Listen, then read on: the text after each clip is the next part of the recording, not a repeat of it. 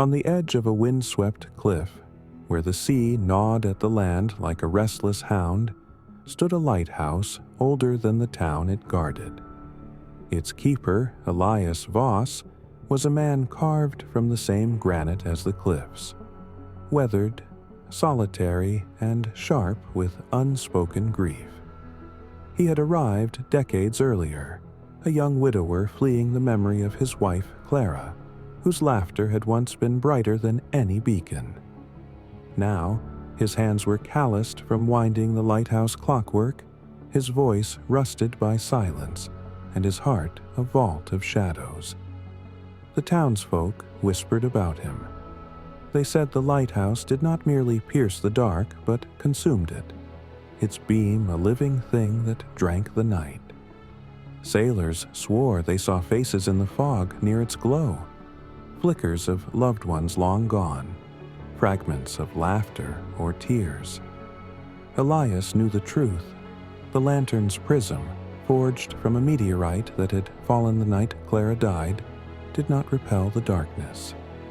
It gathered the lost light of the world, memories, regrets, moments too fragile to vanish entirely.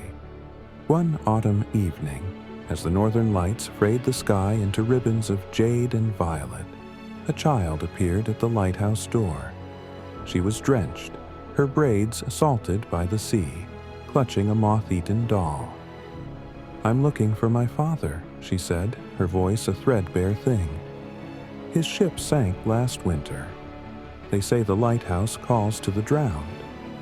Elias stiffened. "Go home, girl." But the child, Lila, did not leave. She haunted the lighthouse like a specter, trailing him as he oiled gears, lit the lantern, and transcribed the prism's stolen fragments into letters. "Why do you throw them away?" she asked, watching him hurl bottles into the raging surf. "They're not mine to keep," he muttered. Lila frowned. "But what if someone needs them?" The girl returned daily. Elias learned her father had been a violinist, lost to a storm that cracked his ship like an egg. Lila's mother had folded inward with grief, leaving the child to wander the cliffs, chasing whispers of her father's music in the wind. One night, as the aurora bled into the lighthouse beam, Lila gasped. In the fractured light, she saw her father, not drowned, but alive, playing his violin on a phantom shore. She lunged toward the vision, but Elias grabbed her arm.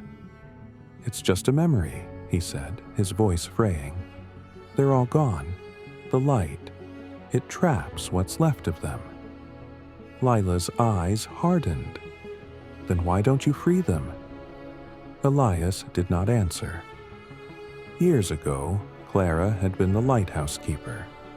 She'd believed the prism's power was a gift, a way to stitch lost souls back into the world. But when illness clawed through her, Elias begged her to stop. "The light is killing you," he'd pleaded. She'd refused. On her deathbed, she pressed a vial of stardust into his palm, a fragment of the meteorite, and whispered, "Someday you'll understand." He'd vowed to dismantle the lantern. Instead, he became its jailer, hoarding the light she'd loved, terrified that letting go would erase her forever. Lila's visits grew reckless. She scaled the tower at midnight, her small hands gripping the iron ladder, seeking her father's ghost in the prism's kaleidoscope. One storm-lashed night, she slipped. Elias caught her wrist, her weight nearly yanking him over the railing.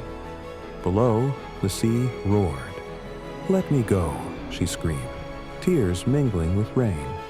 "I want to see him." Elias hauled her back, his voice a raw thunderclap. "You think I don't know what it costs? To hold on?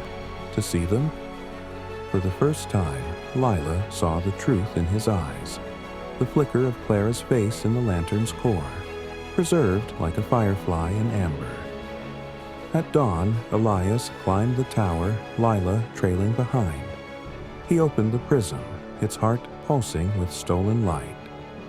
"It's time," he said. Together, they unscrewed the vial of stardust Clara had left, scattering it into the mechanism. The lighthouse shuddered. The beam exploded, not in a single shaft, but in 1,000 strands of gold, each carrying a memory back to where it belonged. Lila's father's violin aria soared over the waves. Clara's laughter tangled with the wind, and Elias, finally, wept.